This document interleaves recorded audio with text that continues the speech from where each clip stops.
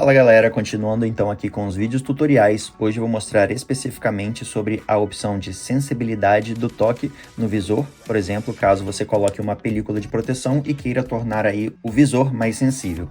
Então, para isso eu venho aqui no ícone de configurações, depois procuro por visor, e depois mais embaixo aqui eu procuro até encontrar sensibilidade do toque. Aumente a sensibilidade do toque da tela para usar com protetores de tela.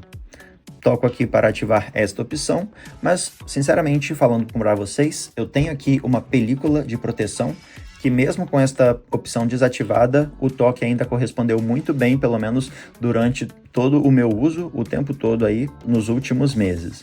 Então, para mim não faria diferença, eu imagino, esta opção de sensibilidade do toque, mas fica a critério seu. Bom, se você curtiu o vídeo ou de alguma forma ele tiver te ajudado, deixe o joinha, inscreva-se no canal lembrando de ativar a notificação e compartilhe. Valeu!